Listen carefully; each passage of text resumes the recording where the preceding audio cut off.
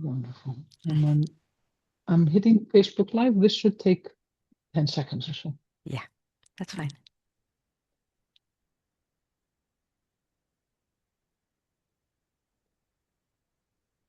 Preparing to live stream.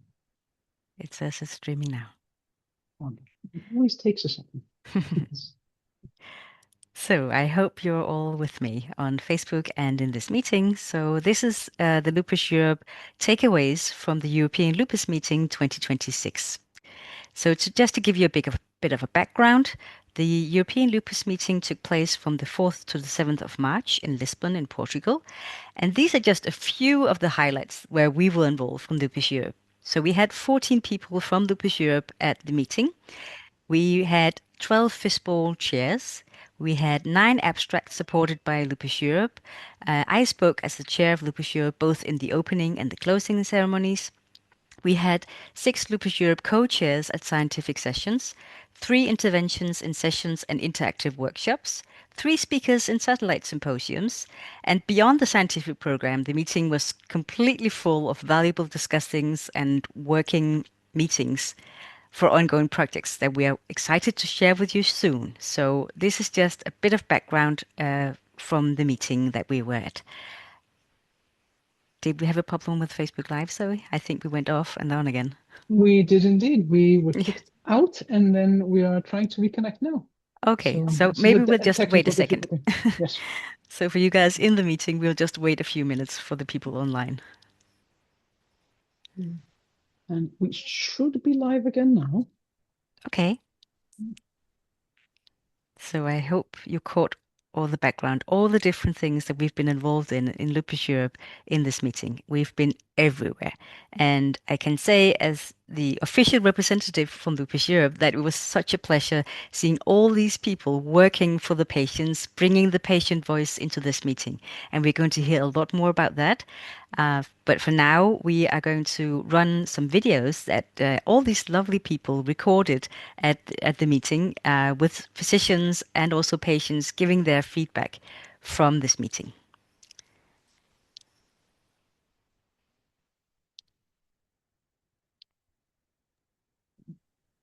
I'm going to do that in just 1 second. I apologize. I'm arguing with Facebook Live. Okay, so you argue. I'll do it. I'll share the video so you can argue with Facebook Live.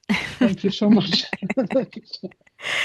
Okay, and then share sound. Okay.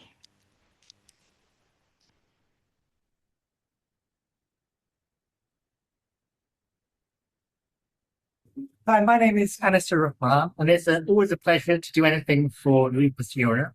They've asked me to just summarize the talk I've just given, which was in a session about treat to target. So treat to target is a way of improving the management of patients with chronic diseases like lupus.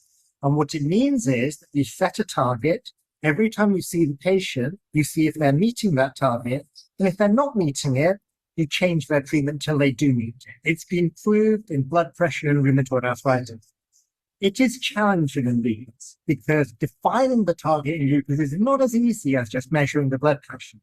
We have to measure how active the patient is. We have to measure whether they're flaring or not. And we have to use very little steroids or as little as possible. That's what treat to target means. Now, people have made progress in getting to treat to target.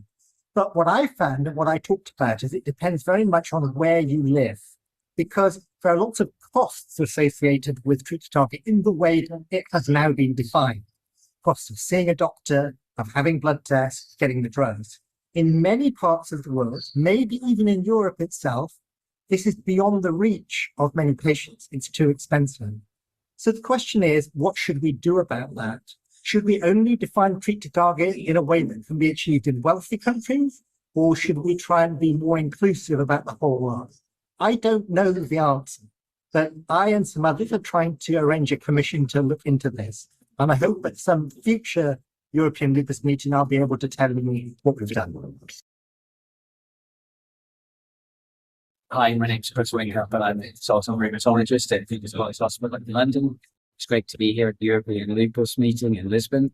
I'm presenting this afternoon on my abstracts that the functional iron deficiency and mitochondrial monocytes This is a project looking at very particular immune cells called monocytes, which are important for the way that iron is used in the body.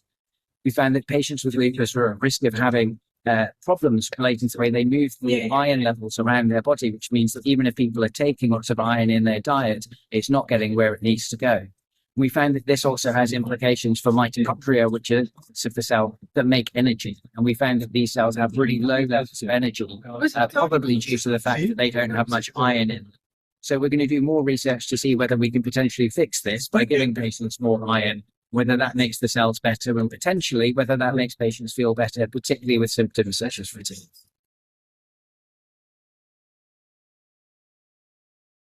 My name is Georg Schett. I'm here at the Lupus Meeting in Lisbon. It's a pleasure to give a short statement on my work.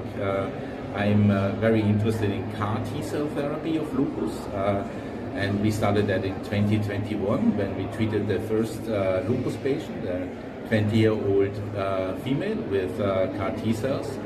And the interesting part is she's still healthy, right? She has no lupus anymore. She could stop the drugs, all her drugs 5 years ago, and she is still completely fine. So that we call reset, this concept. It's actually to induce cure in lupus without any further immunosuppression. And we've meanwhile treated several dozens of severe lupus patients. Our center and many other centers have done the same. And what we see very consistently that the people are doing very well and that they could stop the drugs and they could actually live a very good life.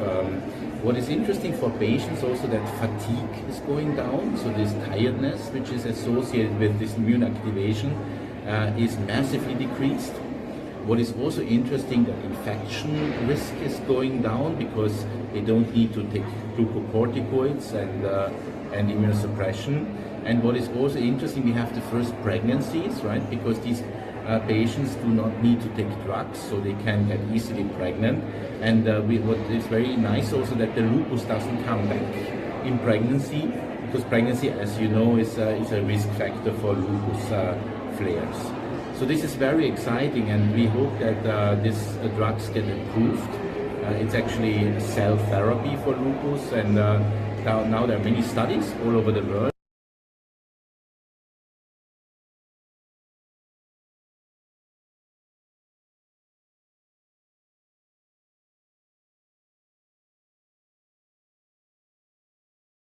It's also important for you as patients, before we have seen substantial improvements in otherwise refractory patients with lupus, that they can be treated, they improve. The complexity of lupus is only partially understood. I think it would be not fair to overpromise outcome. We already see that one or the other patient does not respond. That is reality. We need to be realistic. Although there is a lot of excitement, we need to be realistic. On the one hand, it's not a cure for everybody. Not everybody will definitely respond. There's, we need to be fair with our patients, not to overpromise.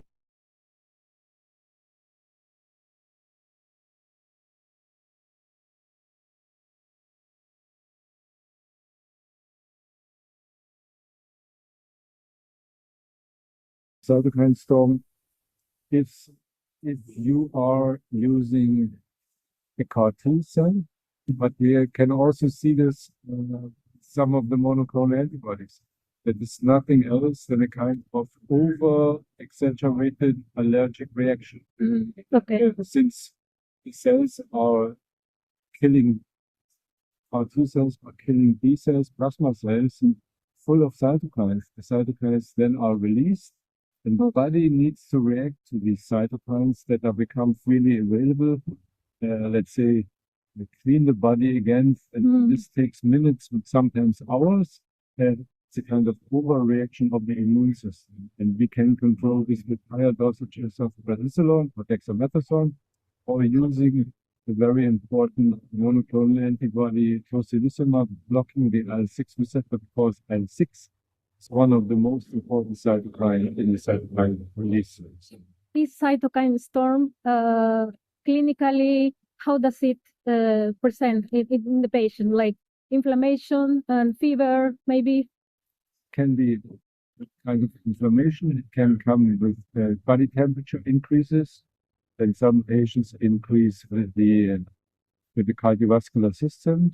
Okay. The heartbeat goes up, the arterial hypertension goes down. So this kind can come in a kind of pre-shock or shock situation. So similar like what I said initially, it's not 100% the same, but a kind of allergic shock can be life-threatening.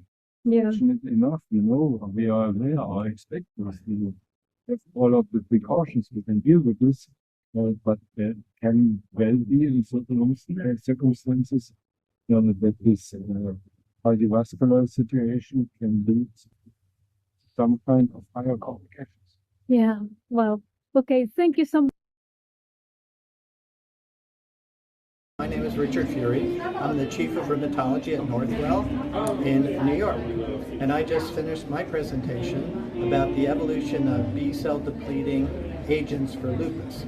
It actually goes back about 25 years ago when we started with belimumab, and that is an antibody that targets a growth factor for B cells, and basically what it does, it kind of subdues the immune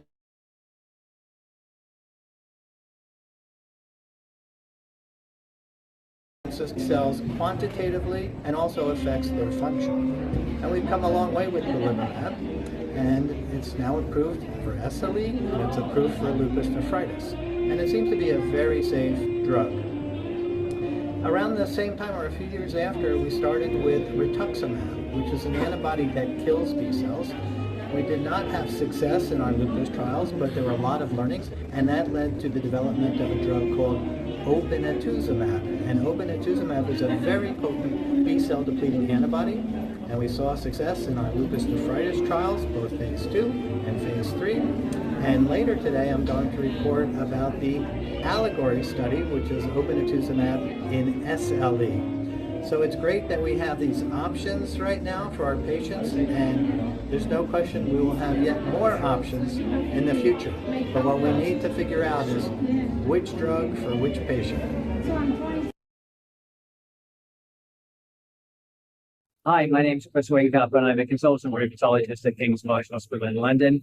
I've just left the debate session where myself and Professor Marielle Gatto from Turin were debating the ideal position for use of biologics in patients with lupus. The argument centered around whether they should be a first-line treatment or used in refractory cases. I think that perhaps the answer is somewhat more nuanced, and we have to take an individual decision on every patient so that we take into patient-associated factors and consider things in a personalized way for our patients with lupus, involving them in the discussion to make sure that we get the patient the right treatment at the right time, whether that be a biologic or something else. Thanks very much. So my name is Professor Marielle Gatto. I am a professor of rheumatology at Turin University in Italy, and I've been caring about these patients for the last 15 years. Nowadays, the hot topic is among the most important ones is when and how to use biologics to modify and improve the patient journey. So latest data tell us and suggest that the early use of biologics is really important in order to obtain a very quick and effective control of this activity, to accompany patients in a safe journey. That means tapering steroids and reducing the risk of infections. These are the main points that should promote an earlier and more knowledgeable use of biologics in clinical practice. Hello, I'm Christina Arias. I am a clinical associate professor at Oklahoma Medical Research Foundation in Oklahoma City in the USA. I presented today on behalf of my co-authors data from an integrated analysis of the phase 2 painfully lupus study, as well as the long-term extension study that included up to 4 years of data. I spoke about the SRI-4, which was the primary outcome of the parent study, how that looked over time in patients that both received the 3 milligram twice daily dosing of deucravacitinib from the beginning and those that transitioned from placebo to that dosing at week 40. efficacy was maintained over time, and patients that transitioned met about the same levels of efficacy as those that had been on it from the beginning. I also looked at the DORIS remission to see how that looked in these groups over time, and the DORIS remission status was maintained over the course of the study as well. Hello, I'm Branka Marinovic. I'm dermatovenerologist coming from Zagreb, Croatia. I was very pleased to be part of this SLE Europe conference here in Lisbon. And this morning we discussed some very important topics for cutaneous lupus erythematosus. We as dermatologists know how much burden skin changes in lupus are bringing to our patients and how much those lesions can decrease their quality of life. We are very happy that we are expecting, and we have seen already some results of some new drugs that are emerging, that are coming, that we expect in next few years, that will for sure bring a new quality of life to our patients. But beside that, we are still speaking about some well-known therapies and how to prescribe them, how to apply them, and how to give them and recommend to our patients. So we are hoping for some better future for our lupus patients. Hello, my name is Natalia Tomochoa and I am a PAN member at Lupus Europe.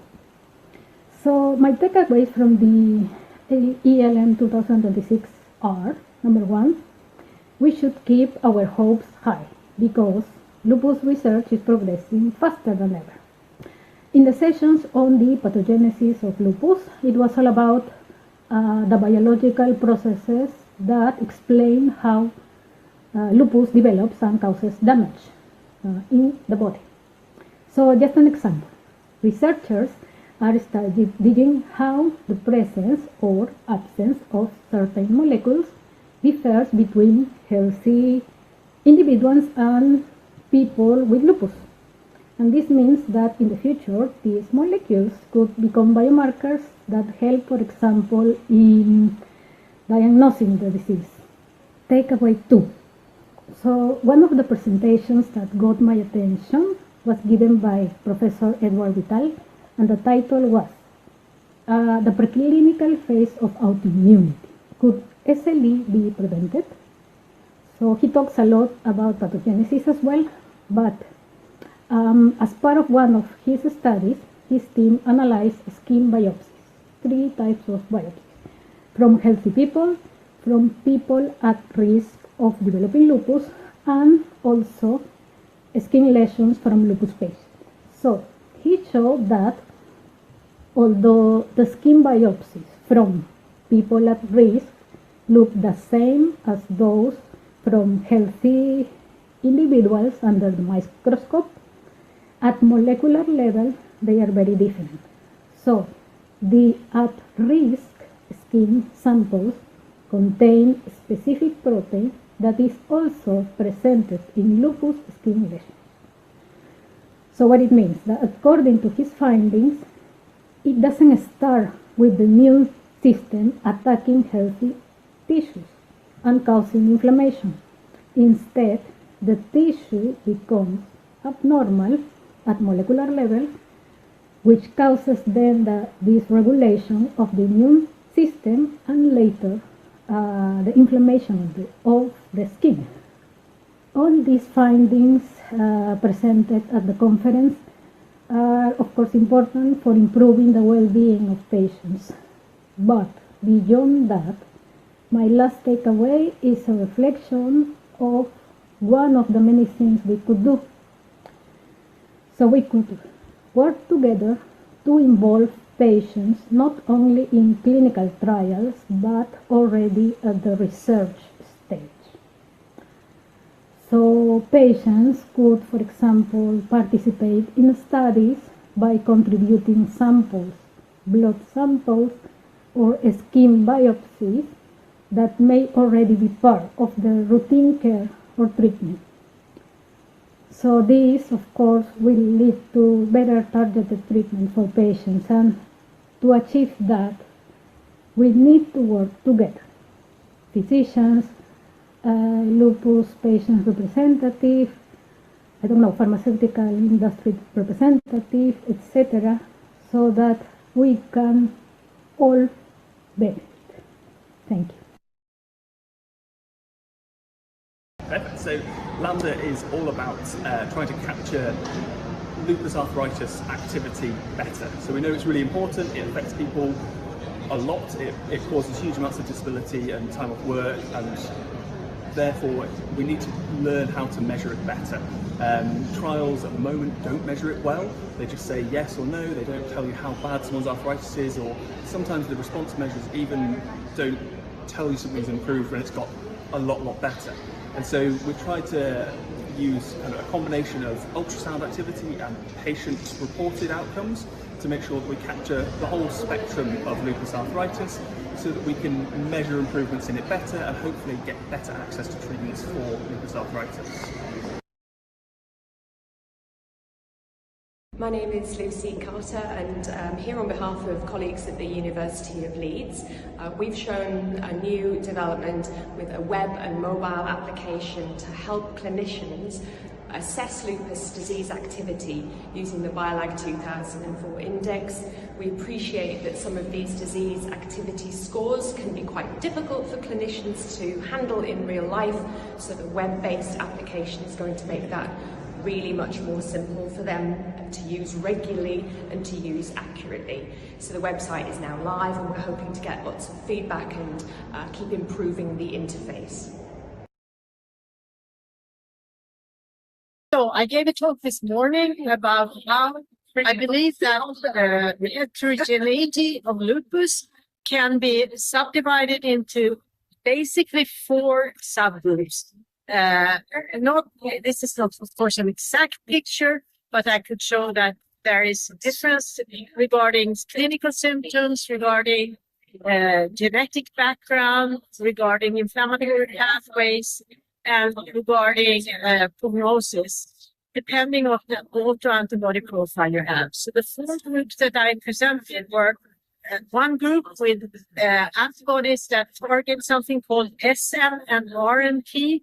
It's part of the ANA pattern.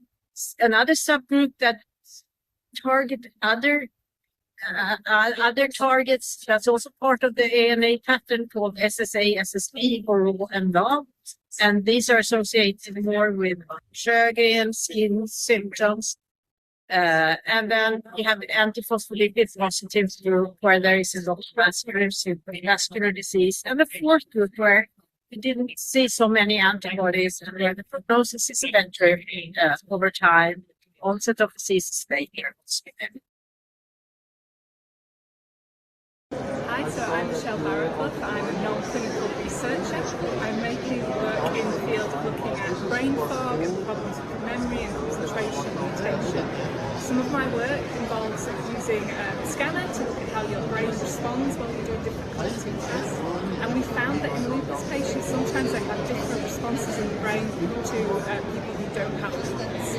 And this might explain some of those brain fog feelings that we have, and we're hoping to look more into this and find some solutions to help with the brain. My name is David Weisberg. I'm a rheumatologist at the University College Hospital in London.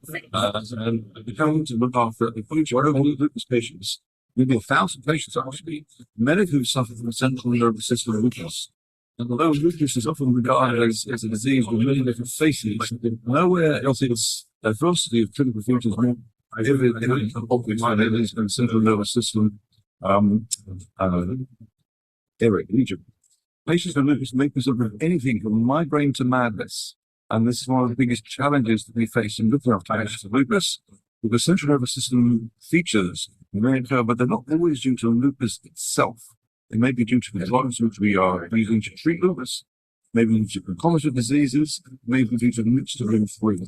So central nervous system lupus is a big challenge. We have to recognize that there are features of it. Not all of the patients who have these features is due to the disease itself. Distribution is very important. Investigation is challenging because there are lots of tests which are serially based, and really we need to pick the the cytokines and the antibodies from the cerebrospinal fluid. And treatment remains also a challenge because, frustratingly, every new trial of lupus therapy excludes central nervous system lupus. So we're stuck with the older drugs, such as steroids and immunosuppressive drugs. It's very little evidence about the use of monoclonal antibody therapies, for example, in CNS lupus. And that's one of the ongoing challenges. Hello everyone, my name is Alexandra Andrich and I'm Senior Consultant in Rheumatology, even Associate Professor at Karolinska University Hospital in Stockholm, Sweden, and I am leading a lupus clinic and responsible for pregnant patients with SLE and antiphospholipid syndrome at our clinic. And in my daily practice, I have been asked by the patients having complications during the pregnancy. What is the risk for complication in the next pregnancy if they decided to have? So we haven't had any numbers to give them. We know that the risk may exist depending on the disease features that they have. But then we decided to perform this study, which is now presented at SLE Europe meeting, and we did it with the help of our epidemiologists. We looked in the whole Swedish populations and identified women with SLE who gave birth to the baby after they got the diagnosis, and we compared that with healthy women, and we could see that women with SLE having some kind of complications like preeclampsia or preterm delivery during the first pregnancy and delivery are in less percent having second pregnancy. They do not decide to have second pregnancy as much as healthy pregnant women or healthy pregnant women with any complication in their first pregnancies. And this is very important finding because this influences the family planning of SLE women. And also we could see that when they have had preeclampsia in the first pregnancy, they have substantially increased risk in the second pregnancy, and the same came up for the preterm delivery. So now, using this, we need to improve the care of our patients when they plan for the second delivery to see that their disease is under control, that they use their medications or change their medications and increase the treatment. So in order to prevent maybe and to decrease this risk for the complications. So these are the main findings this study. Hello, my name is Ngọc Nguyễn. I'm a PhD student from Karolinska Institute, Stockholm, Sweden. Today I presented a project on lupus and the risk of heart failure and cardiomyopathy and the effect of hydroxychloroquine treatment. We know that patients with lupus have a higher risk of cardiovascular disease, and particularly in this project, we found a higher risk of heart failure and cardiomyopathy in patients with lupus compared to the general population. And among patients who initiated hydroxychloroquine early and adhering to hydroxychloroquine treatment have a lower long-term risk of heart failure and cardiomyopathy, so that treatment with hydroxychloroquine is beneficial for your cardiovascular health. My name is Paulo Oliveira. I am a researcher at the University of Coimbra as well as a professor. I work with mitochondria. Mitochondria are the powerhouses of the cells, so what give our cells energy. They actually do much more than that. Okay, so this is a very simplistic view. There are small organelles inside our cells, except red blood cells. Apparently not in lupus, where mitochondria are also in red blood cells, where they should not be. And mitochondria have not only, as I said, role to supply energy, but also many metabolic operations in the cell. And what happens in lupus is that, depending on the cell type, mitochondrial function is affected, or they are respiring too much, or they are respiring less than they should. When I say respiring, it's consuming oxygen. So this is where our cell respiration comes from. And because those alterations are not specific to a certain cell type, this means that there's this network of alterations that can disrupt the immune system. Also, mitochondria are very involved in inflammation. So when they release factors inside the cell, it triggers tremendous amounts of inflammation. So when there is a dysfunction and mitochondria lose their integrity, that's a way to cause this inflammation, which is seen in lupus. Now, where there are tissue complications in some people and not in others, depends on a lot of things, including the makeup of our mitochondria.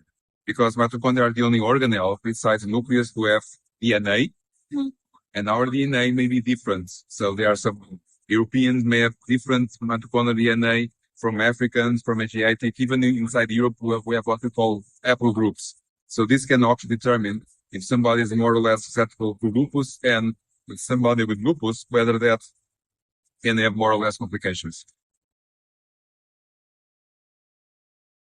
Laurent Arnaud, and I am very happy to be here at the 2026 European Lupus Meeting. Yesterday I gave a talk about digital solutions in SLE. So it's not really solutions to every problem, but it's digital ways to tackle important problems for patients with lupus. So I'm thinking, for instance, fatigue, and I debriefed the project that is called LEAF, which is a digital and automated way to understand the cause of fatigue and to provide feedback. The second project I've been debriefing is called SLAKE, which is an online system to understand the essential knowledge level about SLE and hopefully to provide additional content to complement this knowledge. And the third project I debriefed is a project for the future called CogniLoop, which will enable anyone, anywhere in the world and for free to get a full neuropsychological test online with a full debrief as a way to assess cognitive issues that we know are so important in the context of SLE. Thank you very much. Hello, I'm Nathalie Costodois-Chalumeau from Cochin Hospital in Paris. I've been working on hydroxychloroquine and hydroxychloroquine drug levels in the blood for a long time, and because of that I've been working on non-adherence to treatment, because we discover when we measure hydroxychloroquine levels that sometimes it's zero, meaning that the patient can't manage to take the treatment. So today we discussed about adherence to treatment. We discussed the fact that it's very normal, that it's very frequent, that many patients can't manage to take their treatment. We discuss how difficult it is to make this diagnosis for the physician, especially when the patients don't take any treatment, because you can be non-adherent because you forget from time to time and you take less than 80% of the treatment. But most importantly, you can be severely non-adherent, meaning you take nothing or just one pill from time to time, what I call the severe non-adherence. When you are severely non-adherent, you are at risk of flare, of damage, and even of death, and that has been demonstrated. So for the physicians, it's important to make this diagnosis. We do this in France and in other countries by measuring hydroxychloroquine drug level in the blood, and when it's zero or very low, we know that the patient doesn't take the treatment, and we can discuss with the patient why and try to improve that with the patients by explaining everything. We discussed the reasons for the patients not to take the treatment. There are plenty of reasons, sometimes because they don't like that, it's too difficult. So we discussed all the reasons and what we can do with that. Again, I think the most important is to make the diagnosis so there can be an open discussion, a shared decision making, because we had a talk just after on that, with the patient to see how the physician can help improve this non-adherence.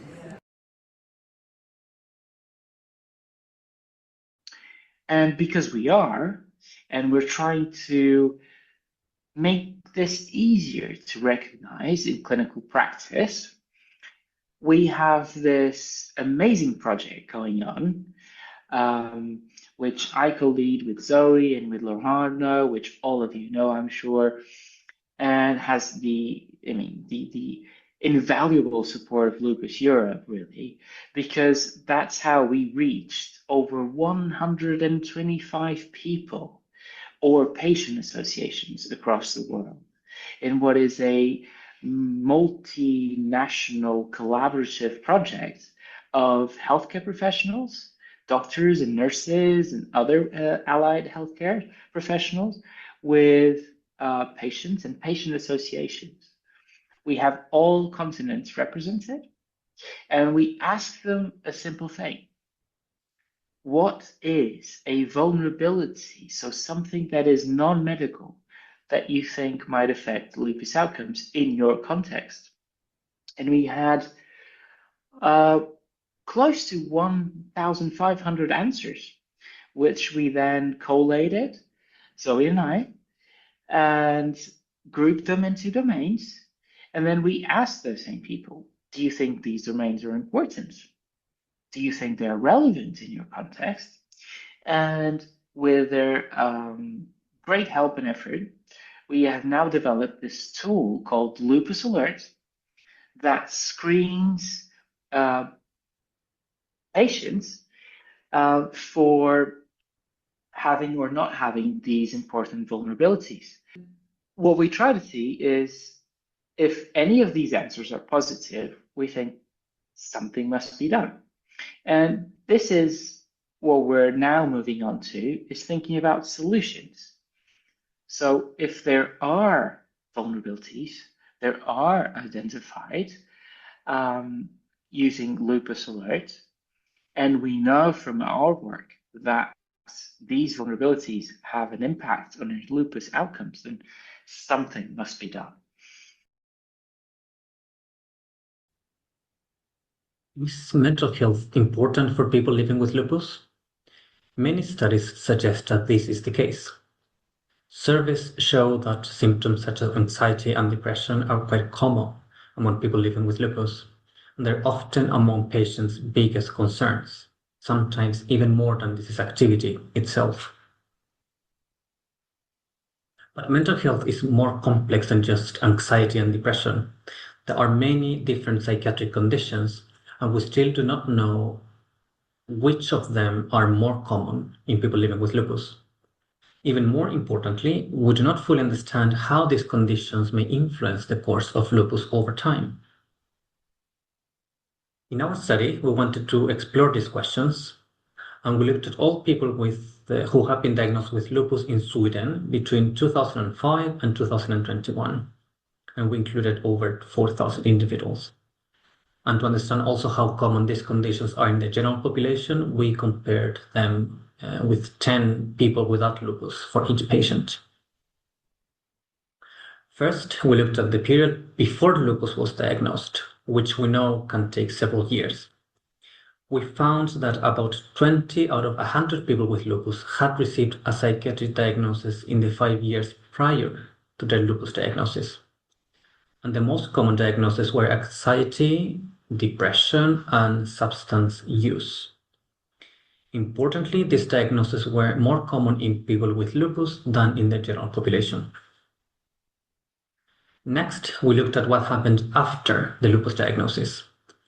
And we found that about 10 out of 100 patients received a psychiatric diagnosis within the first 5 years, and about 17 out of 100 within 10 years. And the most common were again anxiety, depression, and substance use disorder. Finally, we asked whether having a psychiatric diagnosis was linked to how lupus develops over time. We found that people who had a psychiatric diagnosis were more likely to develop organ damage and had a higher risk of death over time. However, it is very important to emphasize that this does not mean that psychiatric conditions cause organ damage. Rather, it suggests that people who experience these conditions may be more vulnerable and may need additional support. The key message is that mental health matters in lupus. We hope that mental health can be discussed and screened for during medical visits, and that support can be offered when needed.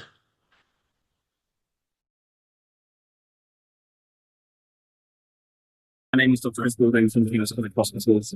My talk today was about anifrolumab rescue therapy in life-threatening lupus, and the biomarkers that help providers to use that treatment. Obviously, people suffering from lupus often manifest their disease in many, many different ways. So one person's lupus can be very different to someone else's lupus. And therefore, it's of critical importance that we have lots of different treatments available so we get the right treatment for the right person.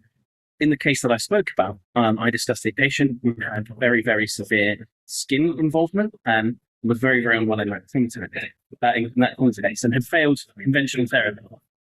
So the outcome of the case was that we essentially applied for nivolumab, which is a new drug, which has been shown to have specific benefits in skin involvement, but also getting patients on steroids and reducing the overall clinical activity in lupus. And so this patient who we've spoken about, who'd been unwell in hospital for 300 days, critically unwell for their lupus, and was given nivolumab on rational grounds because it's not yet available in the UK, but they did miraculously well. So this young lady with a young family, after 300 days of hospital, 6 trips, multiple life therapy, better on their own.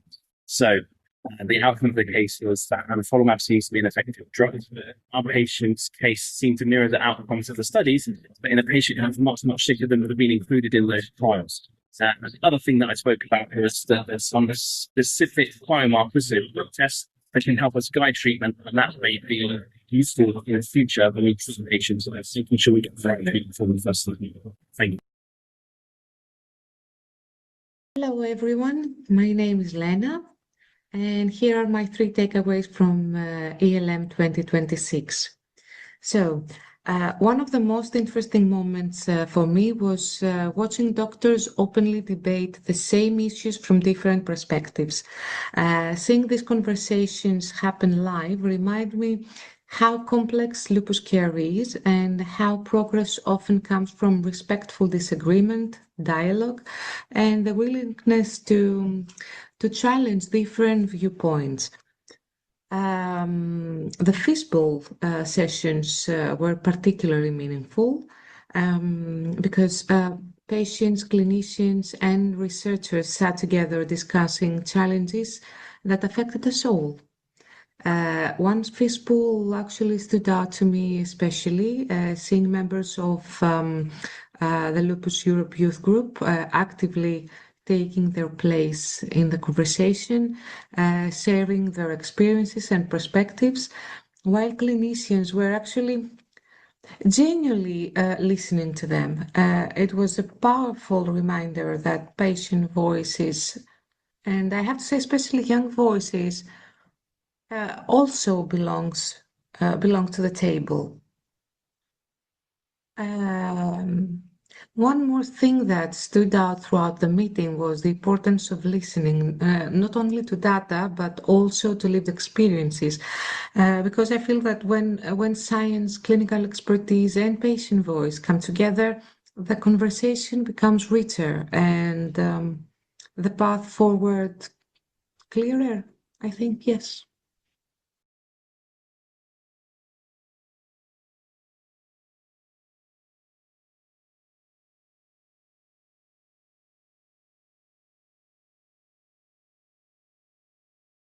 Okay. Hi, Amy. I'm steroids. I'm upset. Everybody at this conference wants to get rid of me. I help people. People with lupus meet me when they're really sick. I make them better. They feel better when I'm around. And now I find that everybody's talking about getting rid of me, a life without me. Why are people so down on me, Amy? Why do you think they are? Why do you think they don't like you anymore? Because there are all these talks here saying, how can we get rid of steroids? When should we stop steroids? When should we withdraw people from steroids altogether? What did I do that was so wrong?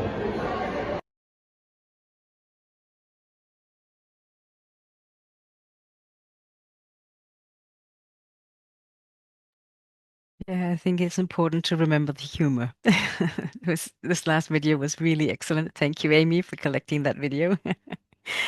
So as you could hear, we had many different viewpoints and many physicians giving their point of view as well as a few patients. But as you probably also experienced, they were all asked to give this talk in a lay language for patients, which for many of them was really not the case. So we tried to get them to sort of give it the talk at a level that all patients could understand. So that is why we at Lupus Europe decided to instigate an award this year for the best poster presentation in a lay language that patients can understand. And actually, the winner of this presentation was the guy you just saw, Anisur Rahman, the last one with the steroids, because he had a presentation on management and development of damage in 615 patients with lupus recruited over 40 years, associations with sex and ethnicity. So him and his two young medical students, Maria and Nidhi, gave this wonderful presentation that was actually in lay language where you could understand what he was saying. And I think this is very important, not only when you're speaking to patients, but also when you're speaking with other researchers, that you can make yourself understandable in a language that everyone understands. Researchers often get caught in a small bubble of research where they are so focused on the work that they are doing, they cannot imagine that nobody else understands. So, so this is why we did this. We instigated this award, and this is, I think, is something we are going to continue doing in the future to make sure that researchers speak a language that we all understand. So we are not done with the presentations because we had a lot of people, as I said, at the meeting, where they really experienced so much and they were really eager to give feedback from that meeting.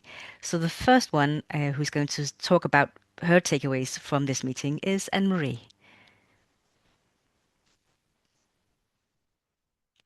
Oh, we can't hear you, Anne-Marie. Anne-Marie, we can't hear you. Something wrong with your microphone. Now you hear me? Yes, now we hear you. My foot. Okay. I was in the first session on Thursday morning, and it was about lupus and the skin. And as you have heard before, Branka Marinovic talked about the management and recommendation of cutaneous lupus erythematosus. The current guidelines are from 1995 and need to be updated. And on this, Lupus Europe will work with Branka through ear and skin, which I'm an EPAG in. And she also told that for 80 years, there has been no other drug for lupus and skin lupus in general. And there are also no tools available to develop the research more to phase 3 because you need key endpoints and you need measurements to get there. And Victoria Worth from the USFA talked about the measurements that they have been investigated and they have been approved in 2025. So last year by the FDA. So trials for lupus and the skin can go on further to phase 3 to get more new drugs for lupus and the skin available for patients. And Victoria Worth also talked about to train the doctors to look at the various skin of patients, the different colors, because lesions with people with a dark skin look different than lesions with people with a white skin. And within the skins, you have different levels of tones. So people have to be trained to look at the skin of patients to see whether it is lupus or it is psoriasis or it is another disease to do more research whether it is lupus. And then we had a very technical talk by Margarita Gonzalo, and during the talk she talked about the pathogenesis of the different CLEs in relation to SLE. And this shows a very small scale the relation on cell base between CLE and SLE. During the 3 presentations, it was shown that some trials on CLE are continuing as a result of the hard work of various dermatologists and rheumatologists. At the end, there was a poster presentation of, it's a very difficult name, but it's Sashkiva Sandwakle. And she showed that EFN response on hair follicles with CDLE could indicate the cause of baldness with people with CDLE. And in the poster area, I also went through, There was a poster on fatigue, depression, and cognitive impairment, and if this would be relevant for people with CLE. From this research, it was shown that fatigue is highly prevalent among patients with CLE and occurs independently of systemic disease activity. Fatigue remains a complex and multifactorial symptom that substantially affects patients' quality of life and warrants systemic assessment and targeted management strategy in clinical practice. So it's a very important point. And I will end with that this was a very big step forward in research for skin involvement with lupus. And hopefully new treatments are on the way besides the many off-label treatments that are used nowadays. And that's me, and I'm going to go down because I have a very emotional day today. So Yeah, I know. bye-bye. Thank you, Anne-Marie. Oh, that's very, very useful. And it's wonderful to see that so many things are happening on the skin area finally, because you've been waiting for a long time. And also having some evidence that there is actually still manifestations of fatigue and brain fog and all those symptoms are also present in people with skin lupus. It's not only the one with systemic lupus. Thank you so much for that presentation. I'll move on to you, Francesca, to give you a few takeaways. Okay. I think I have more general takeaways. I think one was very similar to the one that was presented before from Lena.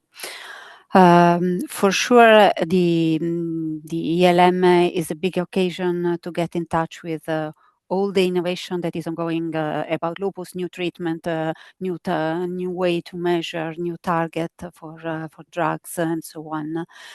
But I think that the fishbowl was very interesting because for two main reasons. The first one, it is that is an open discussion between the doctors. And so it was something how to see how the things are going behind the scenes. So what are the way in which the reasoning, for example, to give a specific drugs to a specific patient. And one of the fishbowl I was in is related when using the biologic drugs and when using the CAR T cell. And in any case, as it was already highlighted, they in any case were asking and hearing to the voice of the patient, meaning that in the last year a lot of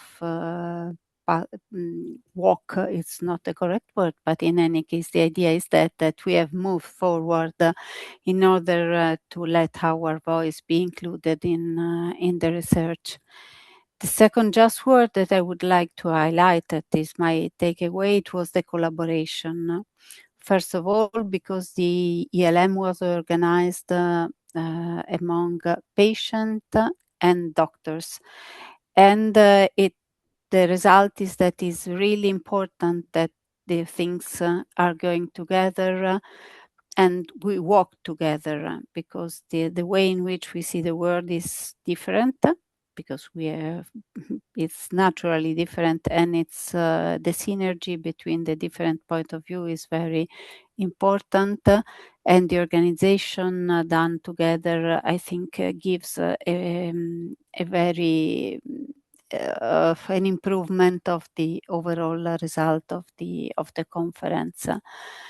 And one presentation that I find really interesting was the one that was already presented during the video before, about the quantification of the cost of treating a SLE patient, and how trying to achieve the treat to target can be completely impossible in some region of the world, because it's the cost of for the patient, not for the society, for treating 1 month, it's exactly equal to the total money earned. And so there are in general a lot of things to do in order to improve the situation. Also because it's not only related to country it's outside Europe, but is also many times also related to our city, to our nation, and also inside the single nation. So those are my 3 takeaway from the ELM. Thanks. Thank you, Francesca. Yes, I think those are really important points as well. As you say, it depends on where you live, which kind of treatment you can have, and therefore also what is the goal for your treatment, because the goal is not possible sometimes with the medications available and with the money you have that is limited for you as a patient. Yeah, thank you so much for that. I'm going to move on to you, Amy. Would you please give us your few takeaways? That's a nice segue because mine kind of tracks after Francesca's comment about socioeconomic elements. Yeah. Hi. I think my 3 takeaways were mainly from the fish bowls that I chaired. It was my first experience of a fish bowl in general, let alone chairing them. I really liked the format. I think they were great, like a lot have mentioned, great way to incorporate the patient voice in a equal standing with the doctors and researchers. I'll comment on the steroid video from Ansur to start with. It was his idea to be a steroid in the discussion. I wish I'd captured the whole thing because it was hilarious. It was just a tiny bit at the end where I got him to say the sort of general of it. But he wanted, I think because the title of the fishbowl was glucocorticoids in lupus, when and how to stop. It wasn't should we stop? It was when. And I think he was sort of trying to play devil's advocate to why we rule steroids out. And that was interesting discussion about the socioeconomic issue with steroids because we sort of make an assumption we can stop them, but a lot of the steroid-sparing medications are expensive. So whilst clinicians might want to treat with steroid-sparing medications, they can't always. They can't bankrupt somebody that way. And also, it was interesting actually because we were discussing patient communication and joint decision making, and that the point that you will feel worse when you taper, but to be honest about it.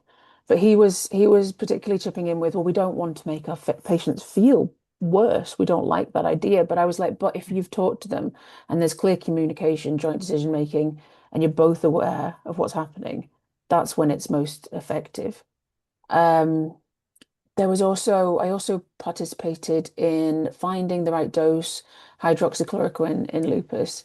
And that was interesting because it was just female chairs, whereas the steroid one was male chairs. And there was a different vibe to it. I don't know if it was different personalities or just, I don't know, but it had a different feeling to it. But we mostly discussed adherence and dosage relating to adherence.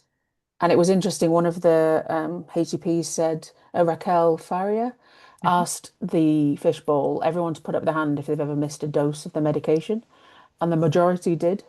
And these aren't patients. These are doctors and researchers. Yeah. And I think there needs to be a better, more transparent, less blame culture conversation for that, so it can be effective, so that people are actually taking their meds and the doctor's listening to why they don't want to. There was also talk of HCPs using a lower dose to start with to assess tolerance and side effects, even if it was less therapeutic effect. They were preferring them to take the dose as opposed to not. And then the sort of final takeaway was we are in Lupus Europe getting more information out there about the long-term effects of hydroxychloroquine and how it helps protect your organs, survival, reduces disease flares. But because it doesn't present in an immediate sense like steroids do. I think that education for people to continue their adherence to the medication, especially when your lupus is maybe not as active and you're not on many medications, but that one is very important. So yeah, they're my takeaways from ELM. Thank you. Thank you, Amy. Yes, very valuable takeaways, I think. And I really love that you sort of connected with the Nathalie Costa-Dois presentation on adherence and that we're all human beings. I really love that Raquel asked all the physicians if they are taking their medication because we all have to take a pill once in a while, right? And we all forget sometimes. So it's nice to be reminded that we're all human beings. You know what I did forget to say, credit to the doctors and researchers, they really did, they wanted to hear my opinion a lot. They passed the mic back to me a lot. Like it was an equal conversation, which was nice. Yeah. But yeah, it was interesting to sort of tie into the talks. Yeah. And I had exactly the same experience that we were all welcome. Our point of view was very welcome. They gave us the opportunity to speak time and time again, no matter who we were and in which session we were, which was wonderful, I think. Thank you. Andre, do you want to share a few takeaways? Because you wish to, yes. Hopefully also because you want to. I want to share some takeaways that is not taken from the presentations, some of them. The first one is the feeling that I had when I walk into the ELM venue. And suddenly I found myself among 1,400 scientists who spend their lives studying lupus. And that moment I felt that I am always have the opportunity and to be there because I'm a lupus patient representative and I have responsibility of carrying the voice of lupus patient. So this is one feeling as a takeaway. And I have some notes. As I watched the doctors, researchers and doctors' presentation, I kept thinking that behind every number that they showed to us, there is a real person, a real patient who is like us. Of course, there are some moments that I feel uncomfortable. That moments are when some technical discussions made me feel maybe I didn't realize to fit in that part of the conversation. But again, when I reminded myself that only us as a patient, we can talk about truly how we feel and how we live with lupus. And this is this was very strong feeling because it keep me keep going. Yeah. From the presentation, the first takeaway is the presentation about artificial intelligence, who really caught my attention. They showed how it can help doctors, artificial intelligence, I mean, how it can bring complex data together so diagnosis can happen earlier and treatment can be more targeted. And but felt relieved when they said clearly that technology doesn't replace the doctor-patient relationship. And this was important because the human part stays. Yeah.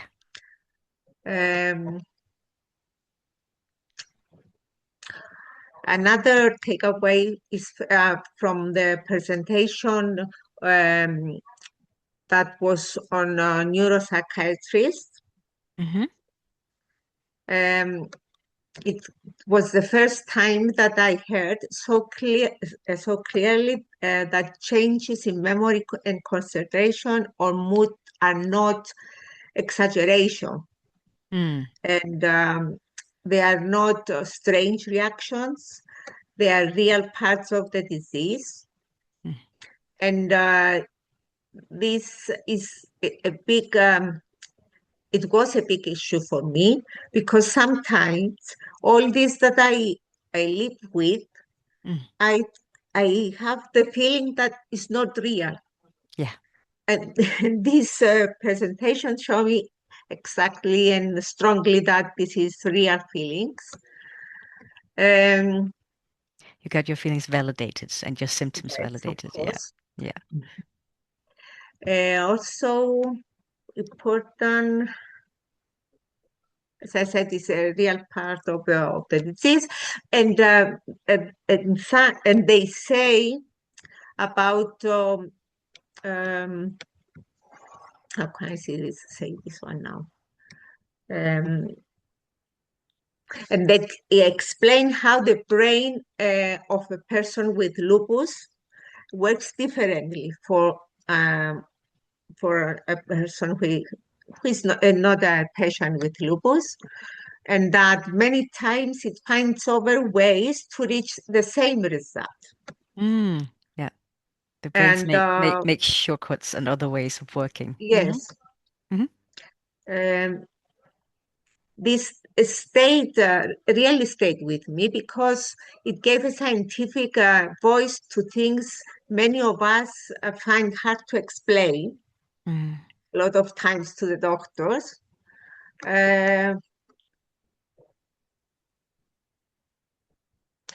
Also, I was moved by the way they describe the brain's effort to handle things, challenges.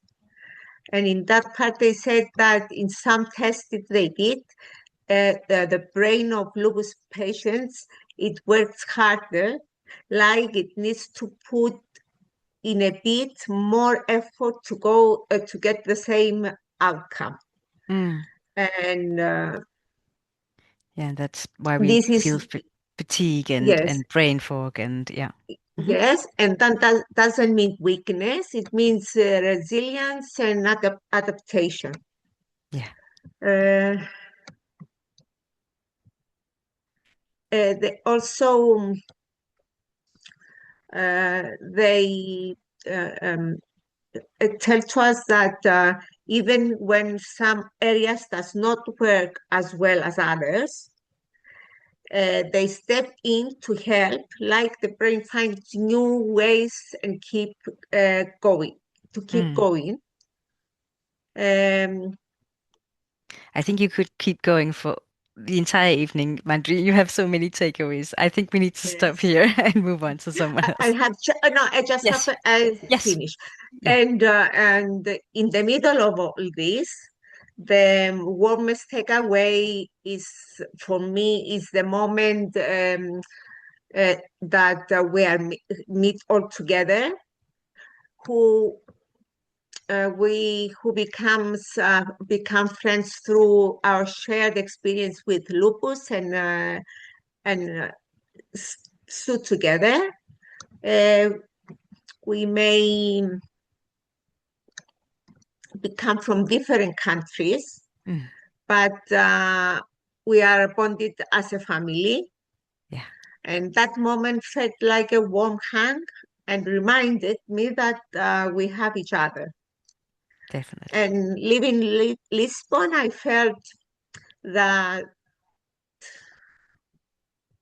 let me find this.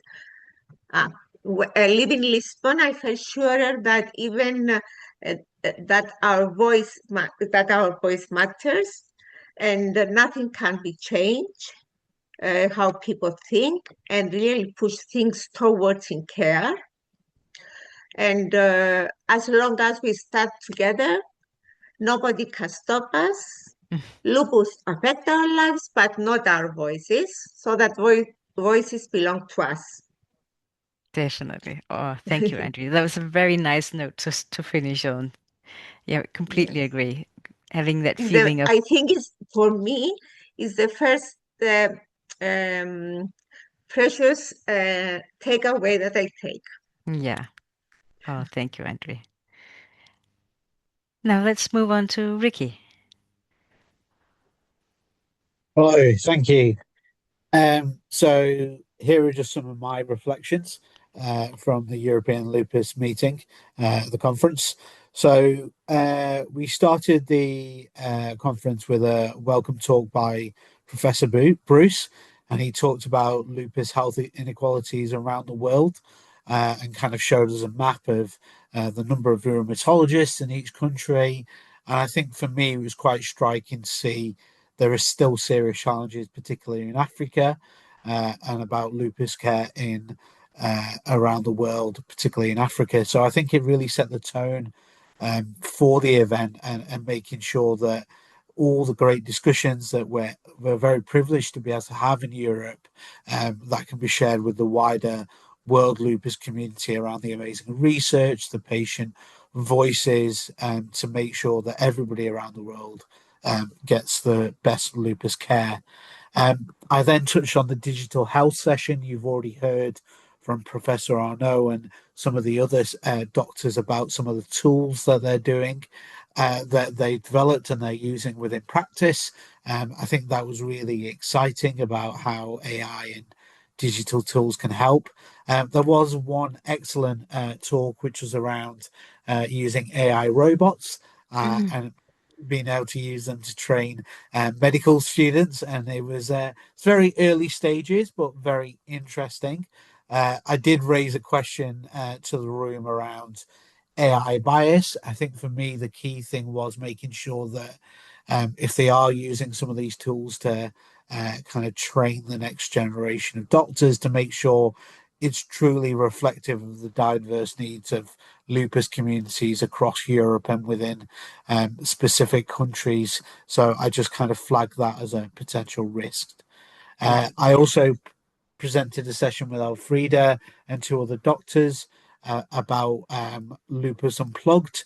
We had some amazing patient stories and clinicians also, and we asked, and we were discussing three questions. So, when do you feel lupus is under control?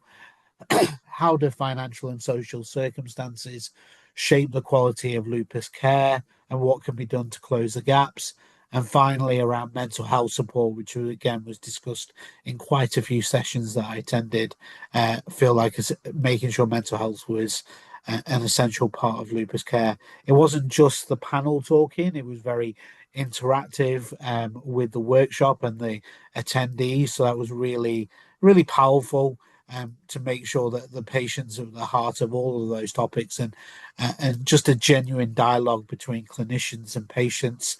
I did get grilled a little bit about the patient perspective, and I was honest that there isn't just a single patient perspective, and actually that I think the key point I relayed back to that group was the importance of the clinician or the healthcare professional relationship with the patient.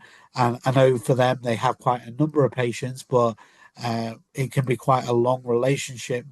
You know, for example, my clinician looked after me for 15 years. So there's a lot of trust in that. And I was reminding them of that trust and the benefits of that relationship to have open dialogue. I also presented a workshop again with some clinicians around transition from pediatric to adult rheumatology care.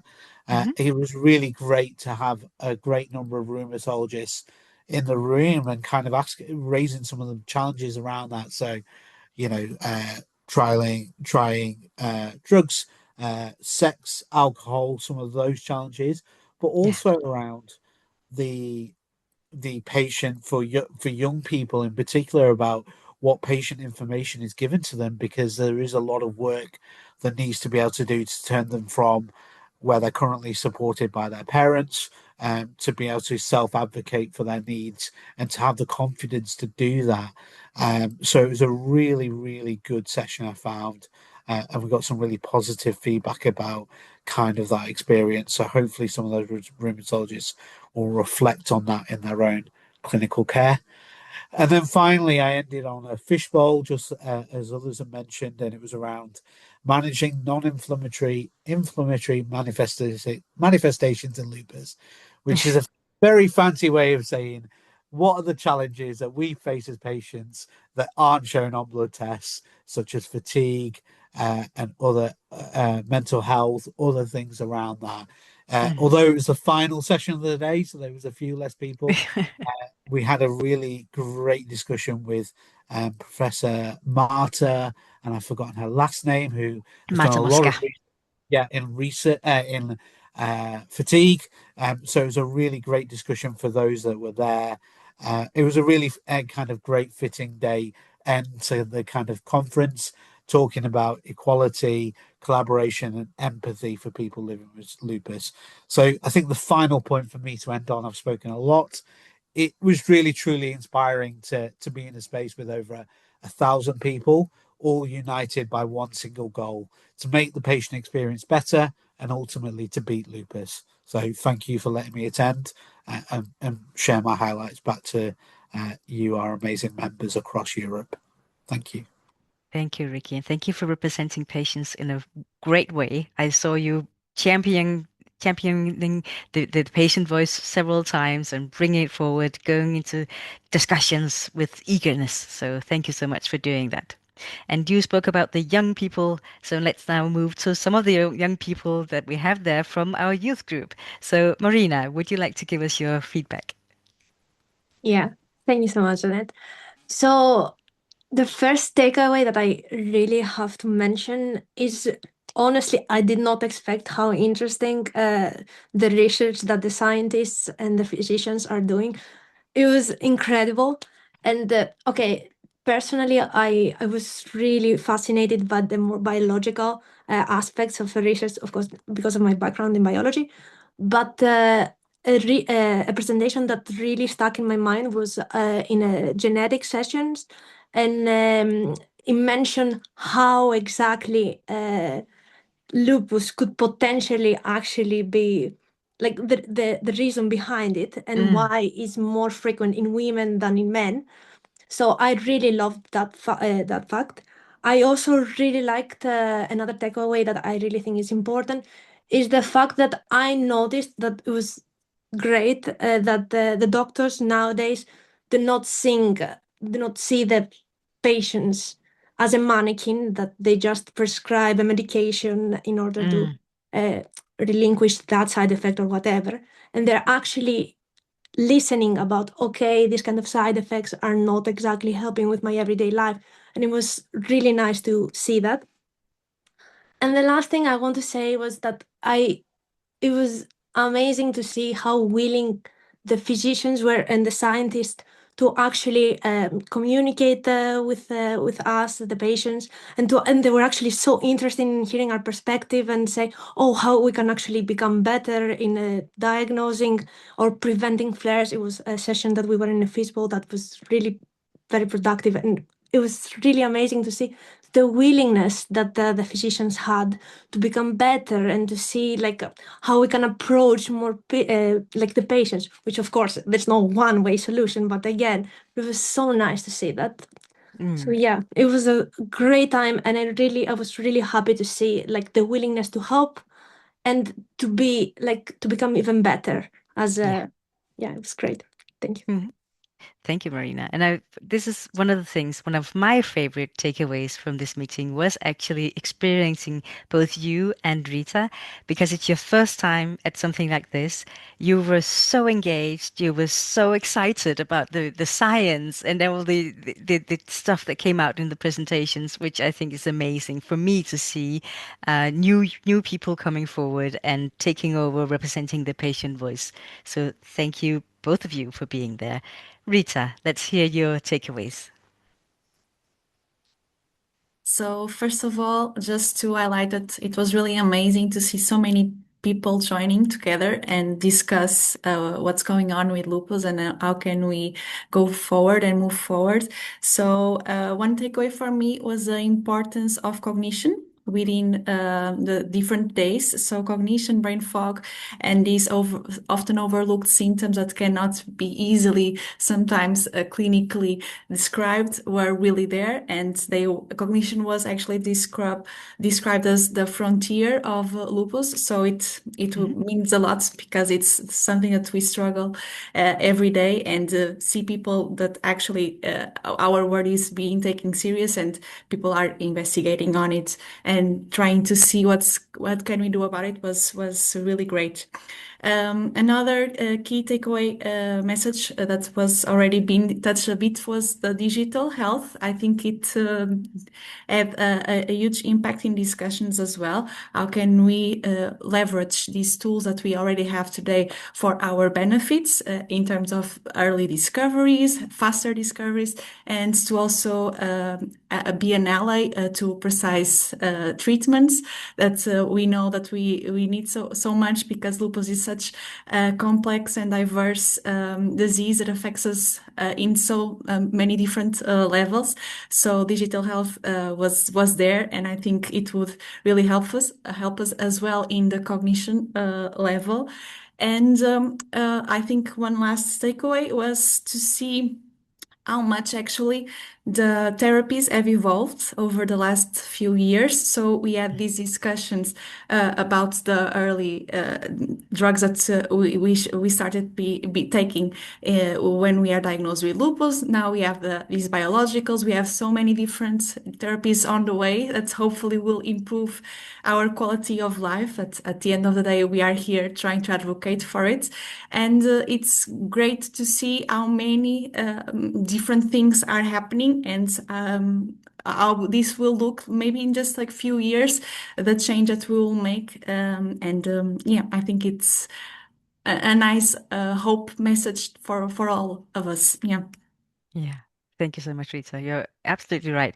So when I started in Lupus Europe, we had one approved treatment for lupus, and that was it.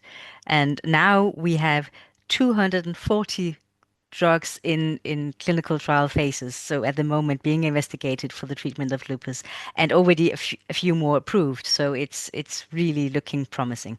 And also with the new CAR T therapy, cell therapies and everything else going on, it's looking very promising for patients.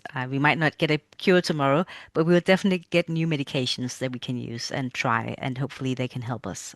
Also with the cognitive function that is so important for patients. We hear it time and time again. So thank you so much for that takeaway. So one of the things I want to mention is I'm so grateful for all of you guys for being there.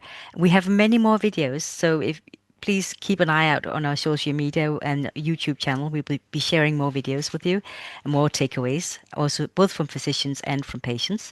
And also really a huge thank you to the Portuguese doctors, so Luis and Maria, who invited us to be a part of this meeting, invited patients into the scientific program, and made sure that patient voices are heard in the European Lupus Meeting. This is so important, and we are really looking forward to this continuing in meetings to come in the future.